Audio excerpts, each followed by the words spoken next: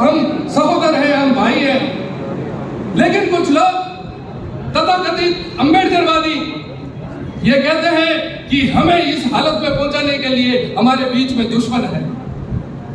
जब हम विद्यालय में पढ़ते थे तो प्रतिज्ञा लेते थे कि समस्त भारतीय मेरे भाई बहन हैं, तो भाई बहन है तो दुश्मन कहां से आ गया?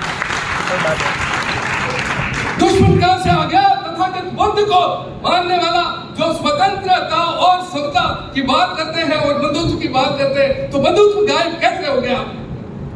आपको अधिकार दिया गया, आपको स्वतंत्रता दी गई, आपको समता निर्माण के लिए वो सारे चीजों का उपयोग संविधान के अंदर किया गया, तो बंधुता को क्यों भूल जाते हो मेरे भाई?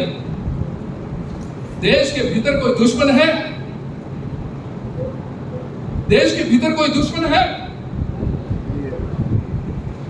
कैसी भ्रांति फैलाई जा रही है? बाबा साहब ने कहा कि हमको बंधुत्व के साथ में रहना चाहिए। बाबा साहब ने 3 चीजों की बात कही, समता, स्वतंत्रता और बंधुत्व की। किसी ने कहा कि ये तो फ्रांस की क्रांति से लाए गए शब्द है। बाबा साहब ने कहा कि कोई गलतफहमी में न रहे, समता, स्वतंत्रता और बंधुत्व ये मैंने तथागत बुद्ध के ज्ञान से प्राप्त किए, और भारत के संविधान को लिखने के लिए और भारत को संगठित सांस्कृतिक राष्ट्र के रूप में खड़ा करने के लिए मैंने संविधान की रचना की। उसमें अनेकों लोगों की संविधान सभा के सदस्यों का जो सहयोग मुझे मिला है, उसके लिए मैं अकेला जिम्मेदार नहीं हूँ, वो समस्त संविधान सभा के सदस्य जिम्मेदार हैं जिन्होंने मेरा सहयोग किया।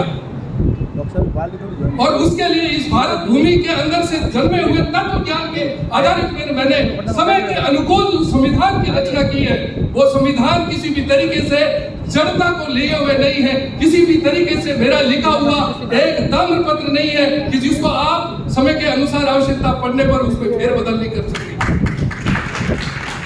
बाबा साहब का एक आक्षेप मनुस्मृति के खिलाफ ये था कि उसके अंदर जड़ता थी, उसके अंदर बदलाव नहीं कर सकते थे। बाबा साहब ने लिविंग डॉक्यूमेंट दिया, जीवंत दस्तावेज। विश्व का सबसे बड़ा संविधान कोई है तो वो भारत का है, और संविधान के अंदर एक आर्टिकल संविधान संशोधन का उन्होंने स्वयं लिखा है, और पूरे संविधान सभा के सदस्यों ने उसमें सर्वसम्मति से ध्वनि मत से उस अनुच्छेद को पारित करवाया। तब वो अनुच्छेद संविधान संशोधन के अंदर के रूप में उसके अंदर हुआ। क्या ये सहज ही हो गया? क्या बाबा साहब ने ऐसी गलती कर दी?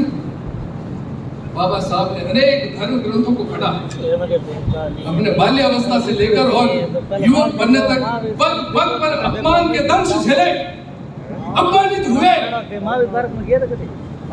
उनकी प्रतिष्ठा को दांव पे लगाया। लेकिन इतना जहर पीकर भी भगवान श्री कृष्ण, भगवान श्री राम, भगवान श्री महादेव, तथागत बुद्ध, धरती पर पनपने वाले भारत भूमि पर अनेकों संत, कबीर, रैदास, ज्योतिबा फुले, उन सबसे प्रेरणा पाकर जो तत्व का ज्ञान हो सकता था वो सारा तत्व का ज्ञान संविधान के रूप में उसने गिराया। अपने व्यक्तिगत उन तिरस्कारों को, उन अपमानों को एक साइड रख दिया। जब उनको कलम थपाई गई तो संविधान की ऐसी रचना की कि आज 77 वर्ष पूर्ण होने को है, भारत का एक भी टुकड़ा भारत से अलग नहीं हो सकता, और कोई कह नहीं सकता कि हमारे साथ में भेदभाव किया है। कोई कह नहीं सकता। अखंड भारत को किस तरीके से रखा जाए, एक सामान्य बुद्धि का व्यक्ति होता तो हिसाब किताब पूरा करता, अपने अपमानों का और पग पग पर जिस तरीके से उनको लज्जित किया, उन सब का बदला लेने के लिए उनके पास में पर्याप्त अवसर था। लेकिन लैश मात्र भी, एक शब्द भी नहीं, एक वाक्य भी नहीं संविधान के अंदर आप किसी भी बदले की भावना से लिखा गया हो, आप पढ़ लो। संविधान की प्रति लेकर नामा साहब हर बार आते हैं, लेकिन हमने कितने जनों ने संविधान को पढ़ा? ये देश लोकतांत्रिक गणराज्य है। लोकतांत्रिक गणराज्य की व्यवस्था आज से नहीं है, बहुत लंबे समय से है। चाणक्य की कौटिल्य उठाकर पढ़ लीजिए, चाणक्य की कौटिल्य उठाकर पढ़ लीजिए। भारत गणराज्य था, और कौटिल्य ने जिसको सम्राट बनाया, चंद्रगुप्त मौर्य, आज का तथाकथित शूद्र वर्ण में आने वाला, पता है आपको?